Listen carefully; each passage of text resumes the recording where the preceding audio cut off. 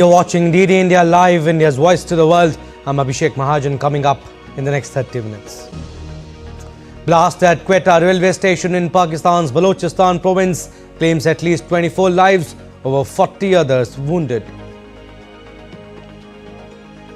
India's Prime Minister Narendra Modi pens emotional article on Ratan Tata, hails his legacy of innovation and making India better. Trump's Republican Party inches towards majority in US House too, secures 212 seats and counting, needs just 6 more. Indian musician Ricky Cage nominated for Grammy Awards.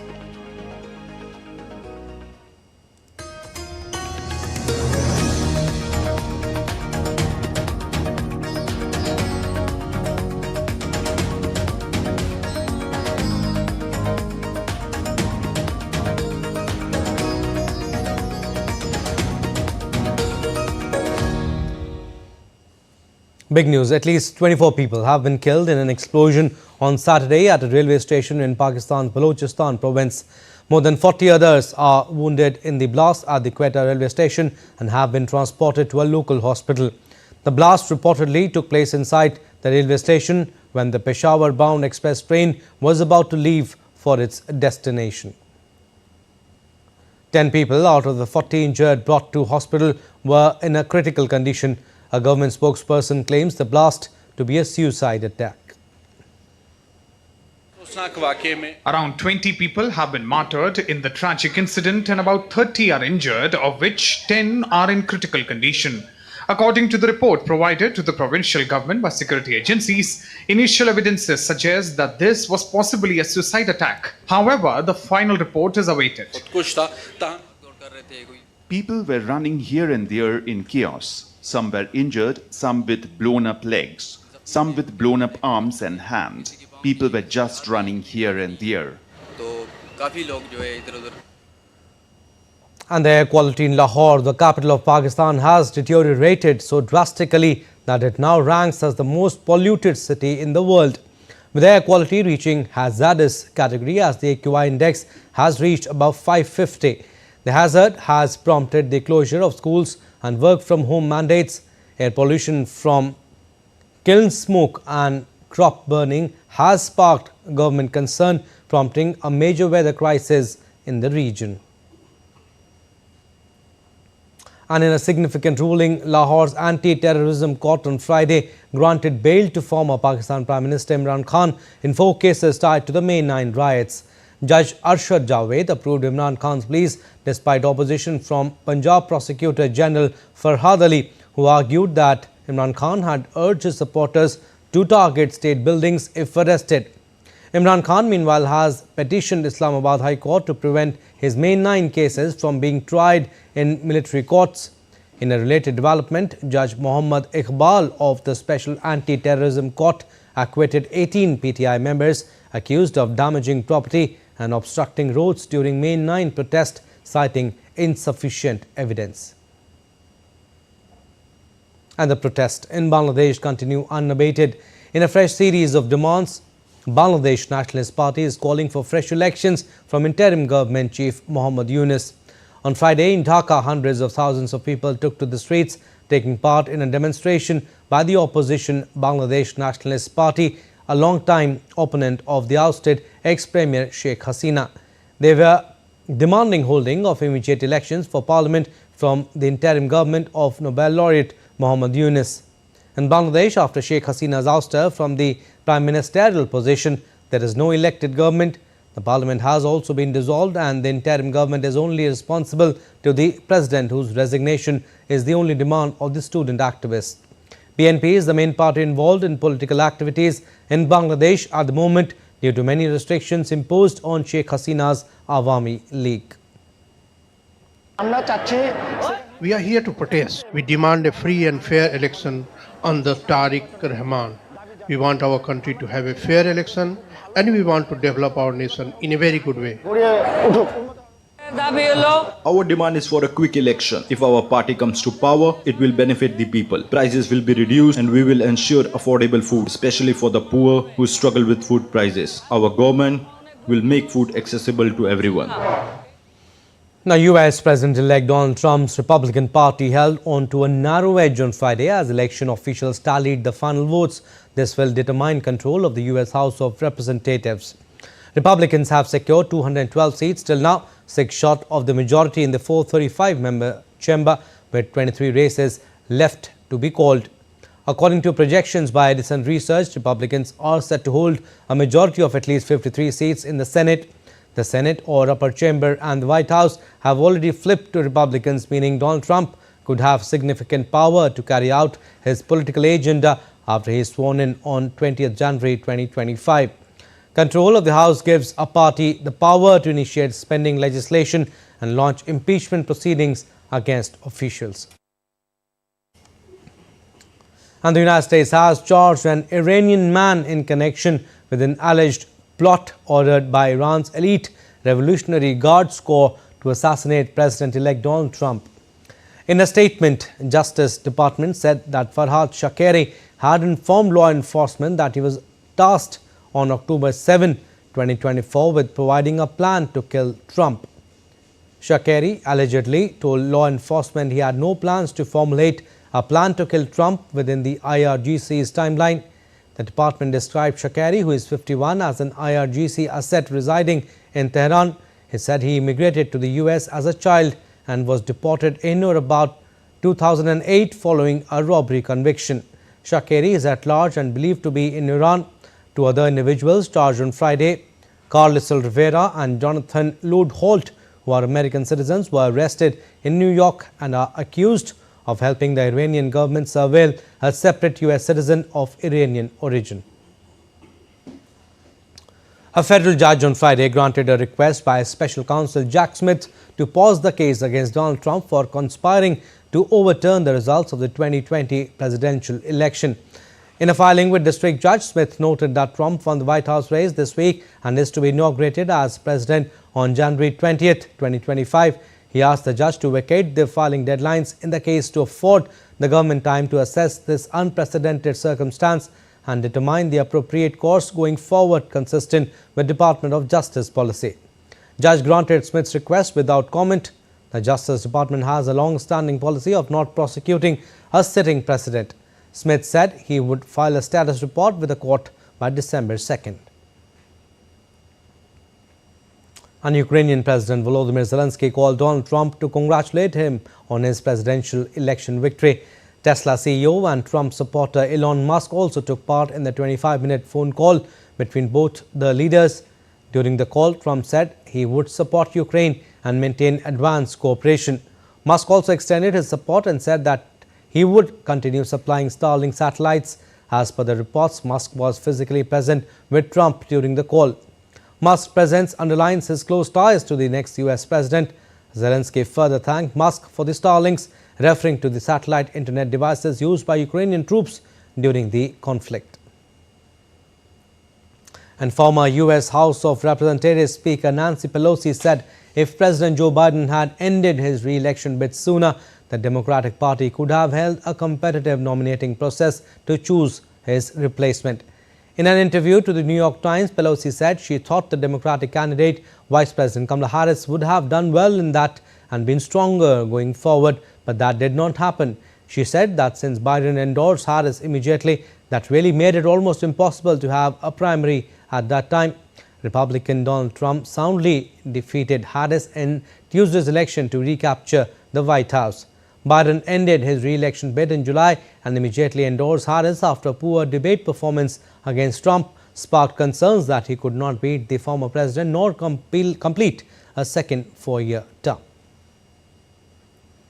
And the New York Times on Friday reported that US President-elect Donald Trump's transition team has prepared executive orders and proclamations on withdrawing from the Paris Climate Agreement and shrinking the size of some national monuments to allow more drilling and mining.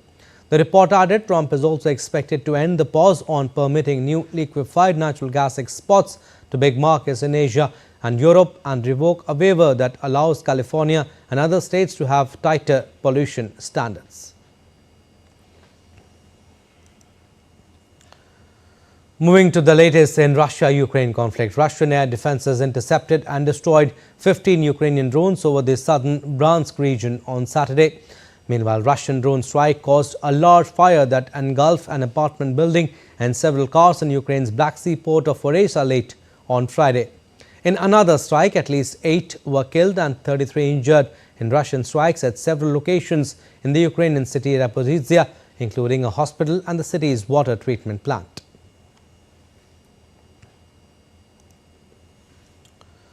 Amsterdam has banned demonstrations for 3 days after Israeli soccer fans were beaten and injured in violent clashes in Amsterdam.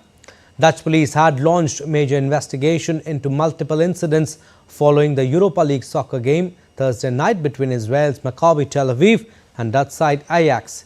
Amsterdam has implemented several additional security measures in the wake of the unrest. Dutch Prime Minister Dick Schoof said he was horrified by the anti-Semitic attacks on Israeli citizens. Besides, he has assured Netanyahu that the perpetrators will be identified and prosecuted. Now let's take a look at other stories making news around the world. Japan's self-defense forces celebrated their 70th anniversary on Saturday. Their celebrations included a parade attended by the country's Prime Minister Shigeru Ishiba. He also inspected the troops gathered at Camp Asaka near Tokyo. The ceremony was also attended by Japan's Defense Minister Gen Nakatani.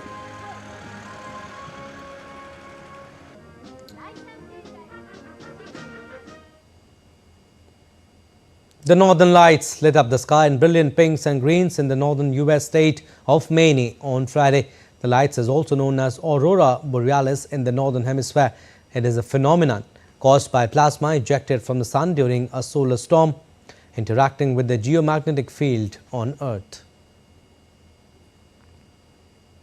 And Elon Musk SpaceX launched a new batch of Starlink satellites successfully into space on Friday. The Falcon 9 rocket launched from the Vandenberg Space Force Base in California, carrying 20 Starlink satellites into orbit.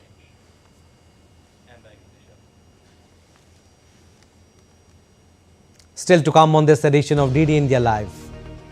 India's Finance Minister Nirmala Sitharaman interacts with students in Bengaluru, shares India's growth story.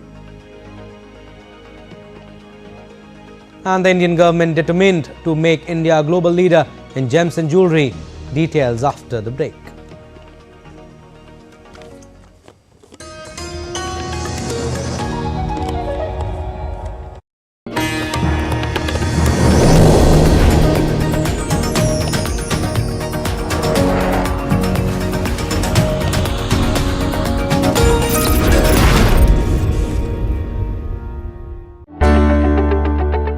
The Indian diaspora has made remarkable progress in various professions in the United States, but is the Indian diaspora as yet a political force in the US? Traditionally, Indian American would be assumed to be supporting the Democrat Party, but we also see a certain degree of reorientation there. Significant number of them have also gone with Donald Trump. Kamala Harris really didn't make that much of an effort. She didn't really properly engage with Indians or Hindu Americans on any issues that they care about. Indians have been very happy just taking a picture with the congressman and writing $1,000 check. No, we have to let them know what moves us, what concerns us.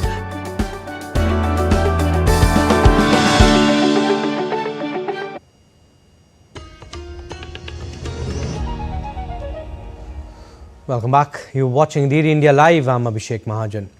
Vice President Jagdeep Dhankar attended the 4th convocation ceremony of the National Institute of Technology in Delhi on Saturday. Vice President awarded gold medals to the meritorious students of the institute. Addressing the event, VP encouraged the youth to think outside the box and choose new options beyond traditional thinking.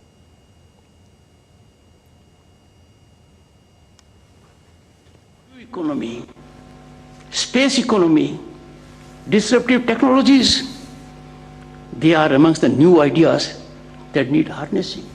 India is amongst few countries that have quantum computing commission allocated 6,000 crores. A country that already has in place green hydrogen mission committed 18,000 crores. There is great focus on disruptive technologies that are no less equivalent of another industrial revolution. And India's Prime Minister Narendra Modi on Saturday wrote an article in honor of Ratan Tata, one of the noted industrialists who died a month ago. In his signed article in Indian Express newspaper op-ed, Prime Minister Modi said that the absence is deeply felt across every segment of society globally. Ratan Tata passed away in Breach Candy Hospital, Mumbai on October 9. Remembering, even after a month, Prime Minister mourned his death by underlining that all miss him globally. He mentioned in his article that those passionate about the environment and devoted to philanthropy are equally saddened. PM said that for the youth, Shri Ratan Tata was an inspiration, a reminder that dreams are worth pursuing and that success can coexist with compassion as well as humility. Prime Minister Modi said that Ratan Tata represented the finest traditions of Indian enterprise and a steadfast commitment to the values of integrity, excellence and service. Prime Minister Modi remembered Ratan Tata also for his contributions in fight against terrorism, saying that his swift reopening of the iconic Taj Hotel in Mumbai after the 26/11 terror attacks was a rallying call to the nation, being united and refusing to yield to terrorism. PM Modi said, and I quote, "Just a few weeks ago, I was in Vadodara with the President of the Government of Spain, Mr. Pedro Sanchez, and we jointly inaugurated an aircraft complex where C-295 aircrafts would be made in India. It was Shri Ratan Tata who started working on this. Needless to say, Shri Ratan Tata's presence was greatly missed." Unquote. And India's Prime Minister Narendra Modi on Saturday slammed Congress at a Maharashtra poll rally, stating that if the grand old party is strengthened, the country will be weakened and helpless. In the ongoing Maharashtra state elections, the political climate is intensifying. Prime Minister Modi addressed a rally in Dhule, accusing the Congress party of dividing the SC, ST, OBCs and Adivasis along caste lines. He stated that Congress has lost its national relevance and now survives only through the support of other parties in states like Maharashtra, Uttar Pradesh, Bihar and Jharkhand. He said Congress-ruled states have become ATM for the Congress royal family. मैं महाआघाड़ी की घटक कांग्रेस का एक उदाहरण आपको देता हूं।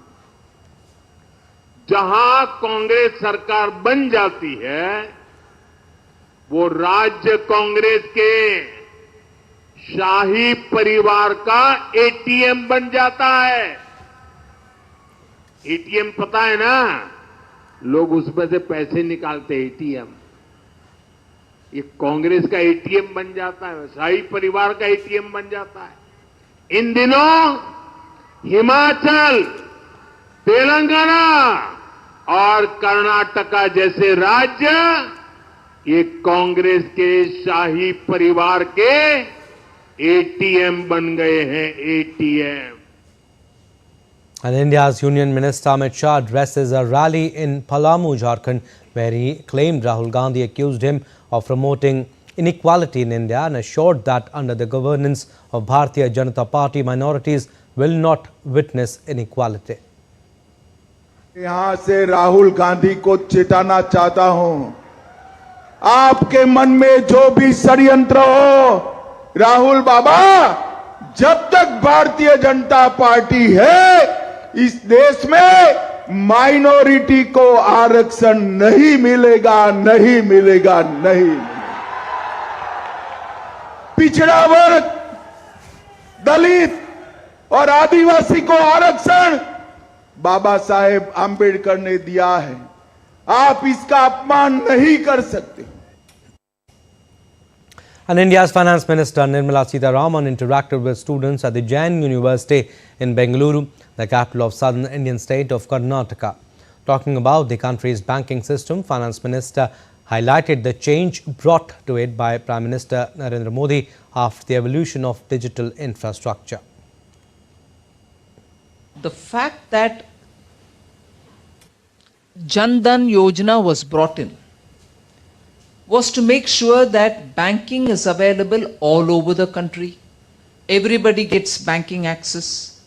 And because we started off much in advance, so when you brought it in, it was with an intent of giving everybody a financial inclusion. You be a part of the financial world which is available before you so that you can benefit from it. And Nirmala Sitharaman also chaired a meeting to review 10 regional rural banks in Bengaluru. The performance review covered the Indian states of Karnataka, Tamil Nadu, Andhra Pradesh, Telangana, Kerala and Union Territory of Puducherry. And India's gems and jewellery sector hold a prominent position in the global market. They contribute significantly to the economy with 7% of GDP and employs over 5 million people. The yellow metals appeal as a haven investment and a perfect hedge against inflation is likely to continue into the next year. So what makes India's gold tick in the world? Dairy India's Anil Thomas has the details. The gems and jewellery sector in India has a profound history in the country's culture. It has expanded itself to become a global market and is set to see substantial growth driven by sweeping government reforms. It's about the cultural identity of India as well, where, our designs are specific and worldwide they appreciate it, and they send a message across the world that India has a niche in this sector. Gold has hit 42 record highs in 2024 and continues to be a precious metal in the markets. The yellow metal hit a record of 78,000 rupees in the current year. The momentum on gold has been very strong in 2024. We've seen 42 peaks of the gold price through the year, largely driven, as you rightly said, by geopolitics. There's a lot of central bank buying, but also the financial markets. The All India Gem and Jewellery Domestic Council believes that the prevailing global economic uncertainties and geopolitical tensions help position gold as a secure investment and an effective hedge against inflation.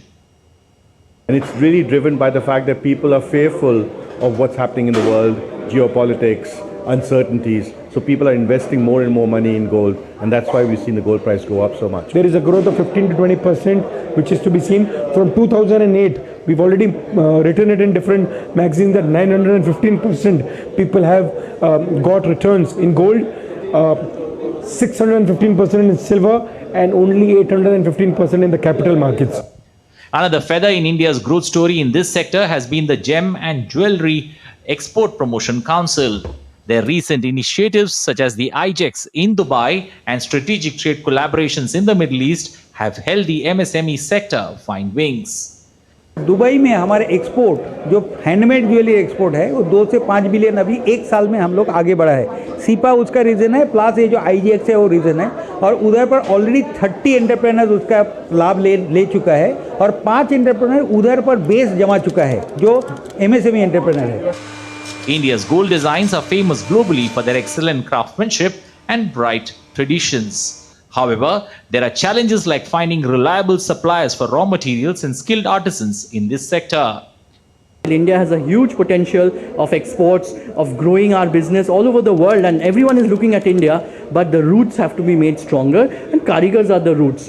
The children of those great karigars, they don't want to get into this because it is much better to get a class 10 or class 12 degree and go join a call center because they find it more dignified. Somehow we have to bring back the dignity and the prestige. Gold is a vital portfolio hedge during downturns. However, the prices are likely to see an upsurge in the present future. Gold has been a timeless allure for Indian consumers, but now this trend is seen overseas too. Anil Thomas, DD India, New Delhi. And renowned Indian musician and 3-time Grammy Award winner Ricky Cage gets his 4th Grammy nomination for his latest music album, Break of Dawn. The latest nomination is the first ever solo artist Grammy nomination for an Indian since the legendary Pandit Ravi Shankar, and the only one this year. The latest Grammy nomination is a testament to his continued influence and innovation in the Indian music industry as he seeks to inspire both listeners and the medical community to explore music's healing power. With this Grammy nomination, Ricky Cage once again sets a powerful example of how music can inspire positive change across the globe. Well, that's all for this edition of DD India Live, but do let us know your thoughts on the news of the day. For those on the go, you can get all the latest news and updates from India and across the world on DD India mobile app. The app is available on both Android and iOS. Scan the QR code on the screen to download now. And we'll be back with more news as it breaks here on DD India. I'm Abhishek Mahajan from all of us here in Delhi.